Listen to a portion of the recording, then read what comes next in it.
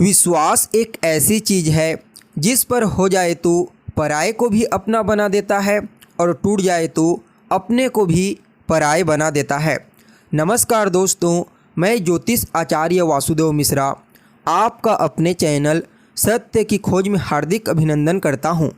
दोस्तों, आज का यह ज्योतिष का कार्यक्रम आप लोगों के लिए यानी कि कर्क राशि वालों के लिए बेहद ही ज़्यादा खास कार्यक्रम साबित होगा। आज चर्चा करेंगे कर्म फलदाता शनिदेव के अस्त गोचर प्रभाव के बारे में। जी हाँ, न्याय और कर्म के देवता शनि आने वाले 16 फरवरी को अपनी ही मूल त्रिकोण राशि कुंभ राशि में सूर्य के प्रभाव से अस्त होने के लिए जा रहे हैं और आने वाले 25 मार्च तक अस्त अवस्था में ही गोचर करते हुए हर किसी को प्रभावित करेंगे। उसके पश्चात पुनः उदित हो जाएंगे। तो ऐसे में बड़े विस्तार के साथ जानने का प्रयास करेंगे कि आने वाले 25 मार्च तक शनिदेव अपने अस्त गोचर के दरमियान आपको किस प्रकार से परिणाम प्रदान करेंगे। जी हाँ, शनि के इस गोचर प्रभाव से आपके जीवन में क्या कुछ बड़े परिवर्तन हो सकते हैं, किन किन क्षेत्रों में आपको लाभ के अवसर प्राप्त होंगे, वहीं कौन कौन सी सावधानी आपको बरतनी है।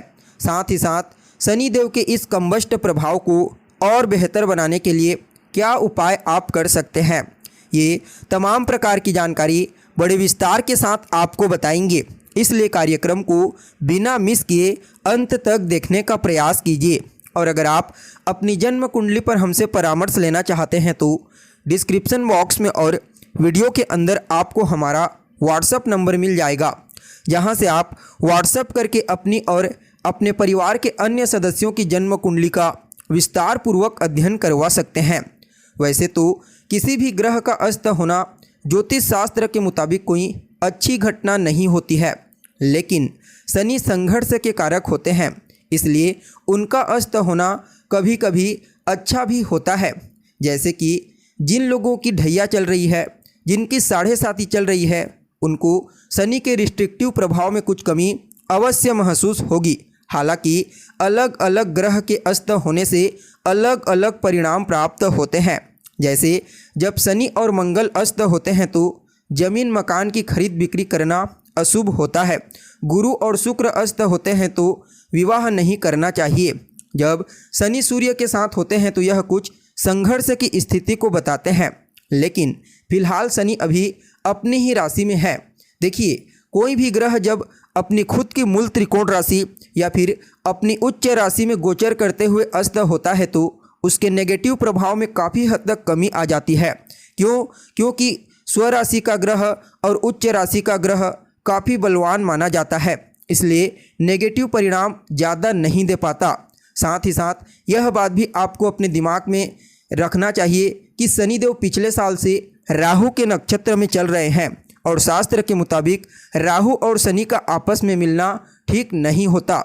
लेकिन यहाँ पर प्लस पॉइंट यह होगा कि शनिदेव के अस्त होने की वजह से राहु के जो नेगेटिव इफेक्ट शनि को देखने को मिल रहे थे वह काफ़ी हद तक कम हो जाएंगे।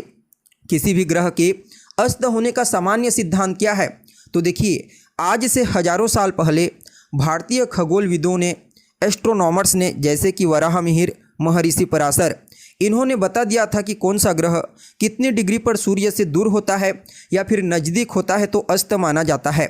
जैसे चंद्रमा जब सूर्य से 12 डिग्री के अंतराल में होते हैं तो वह अस्त हो जाते हैं। मंगल 17 डिग्री, बुध 14 डिग्री, शुक्र 10 डिग्री, गुरु 11 डिग्री और शनि 15 डिग्री के करीब आने पर अस्त होते हैं।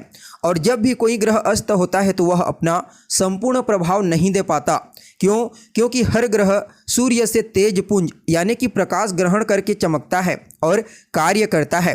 हालांकि सूर्य के जो मित्र ग्रह होते हैं जैसे कि गुरु, मंगल, चंद्र, अगर यह ग्रह अस्त होते हैं सूर्य के करीब आकर के तो इनका संपूर्ण प्रभाव खत्म नहीं होता।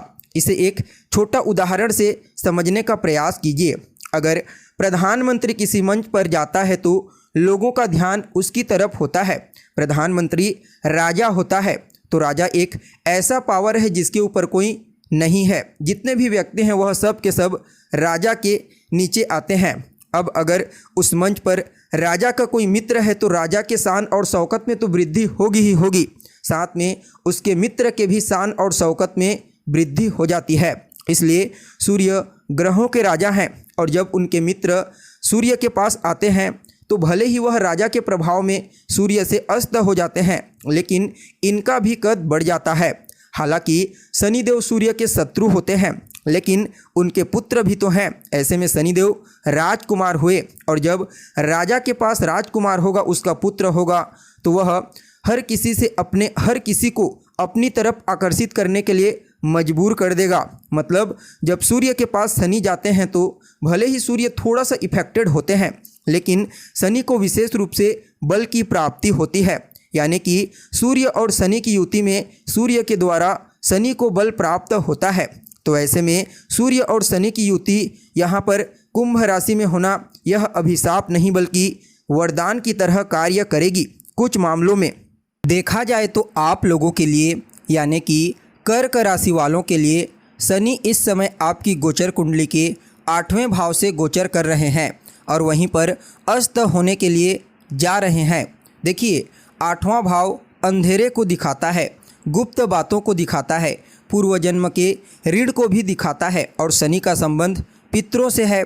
तो ऐसे में जब शनि अष्टम भाव में गोचर कर रहे होते हैं तो इस समयावधि में हमें पितरों की शांति के उपाय जरूर करनी चाहिए। इसके साथ ही सूर्य भी पितरों के कारक होते हैं, तो ऐसे में सूर्य और शनि का कॉम्बिनेशन आपके 8वें भाव में बनेगा, तो आपको पितृ शांति जरूर करनी चाहिए। अच्छी बात यह होगी कि आप लोगों की जो शनि की ढैया चल रही है वर्तमान समय में, उसके रिस्ट्रिक्टिव इफेक्ट से काफ़ी हद तक आपको राहत मिलेगी। जी हाँ, इस समय शनि की ढैया की वजह से जो भी मानसिक टेंशन, तनाव, चिंता अभी तक आपको बनी है, कुछ हद तक वह चिंता कम हो जाएगी। इसके अलावा जो लोग आध्यात्मिक साधना करते हैं उनके लिए ज़बरदस्त योग बनेंगे। आपको अचानक ही इष्ट लाभ हो सकता है, गुरु लाभ हो सकता है और उनके आशीर्वाद से जीवन में आप आगे बढ़ेंगे। काम के क्षेत्र में भी अचानक ही कोई बदलाव होगा जिसकी आपने कभी कल्पना नहीं की थी। इस समय आपके खर्चे बढ़ेंगे और धन कमाने के प्रयासों में भी कुछ हद तक आपको कमी महसूस होगी। देखा जाए तो शनि मंद ग्रह हैं, फलतः आपका आलस्य बढ़ेगा। इस समय कार्यों को टालने से थोड़ा बहुत आपको अपने आप पर आलस्यपन महसूस होगा। देखा जाए तो बाकी जो भी परेशानी अभी तक चली आ रही थी, शनि को छोड़ करके अन्य ग्रहों की वजह से वह समस्या काफ़ी हद तक दूर हो जाएगी। व्यापारिक दृष्टिकोण से भी इस समय को पूर्व के मुकाबले थोड़ा ठीक ठाक ही कहा जा सकता है, लेकिन जब शनि अष्टम में गोचर करते हैं तो यह कदापि अच्छा नहीं होता। हालांकि जब अस्त होते हैं तो उनके बुरे प्रभाव में काफ़ी हद तक कमी आ जाती है। शनि के इस गोचर प्रभाव में आपको काफ़ी हद तक लाभ तो मिलेगा, जैसे कि अध्यात्म के क्षेत्र में आपको विशेष रूप से लाभ की प्राप्ति होगी। सूर्य आत्मा के कारक होते हैं और शनि कर्म, फलतः आत्मा और कर्म इस समय अध्यात्म से जुड़ा हुआ रहेगा और जब आपका अध्यात्म धर्म मजबूत होता है तो फिर कहना ही क्या, बाकी जितने भी और भौतिक सुख सुविधाएं हैं वह सब कुछ धर्म, अध्यात्म और साधना से ही प्राप्त हो जाती है। इसलिए आप सभी कर्क राशि वालों के लिए शनि के इस अस्त गोचर को किसी वरदान से कम नहीं कहा जा सकता। अगर आप साधना करते हैं, अध्यात्म में आपकी रुचि है, तो निश्चित तौर पर इस समय आपको अध्यात्म में विशेष सफलता की प्राप्ति होगी, विशेष ऊंचाई की प्राप्ति होगी। हालांकि अष्टम भाव में गोचर करने वाला शनि कहीं न कहीं आपके मन को अज्ञात भय से थोड़ा बहुत पीड़ित करेगा। क्यों? क्योंकि अष्टम स्थान क्या होता है, आपके गुप्त चीज़ों का होता है जिसकी जानकारी आपको नहीं है, तो अज्ञात भय भी गुप्त ही चीज़ होती है। फलतः शनि का अष्टम भाव में गोचर करना कहीं न कहीं थोड़ा बहुत आपको अज्ञात भय से अवश्य ही पीड़ित करेगा। और दूसरे भाव पर दृष्टि होगी सूर्य और शनि की, फलतः थोड़ी सी आपकी वाणी में कड़वाहट उत्पन्न हो सकती है। इस समय आपकी वाणी पर आपको विशेष रूप से नियंत्रण करने की आवश्यकता है। बाकी धन संचयन के दृष्टिकोण से, आकस्मिक रूप से धन आगमन के दृष्टिकोण से यह अस्त गोचर आप सभी कर्क राशि वालों के लिए काफ़ी बेहतर और श्रेष्ठ परिणाम देने वाला कहा जा सकता है। फिर भी इस गोचर प्रभाव को और अनुकूल और श्रेष्ठ बनाने के लिए हनुमान जी की शरण में चले जाइए। जी हाँ, मंगलवार के दिन हनुमान जी के मंदिर में जाइए, उनका दर्शन कीजिए और हनुमान चालीसा का पाठ करें। साथ ही साथ दशरथ कृत शनि स्तोत्र का पाठ करना भी आपके लिए लाभदायक साबित होगा। तो दोस्तों, कैसी लगी आपको जानकारी, कमेंट करके बताइए। फिर मिलते हैं एक नए और ताज़ा एपिसोड में। तब तक के लिए नमस्कार।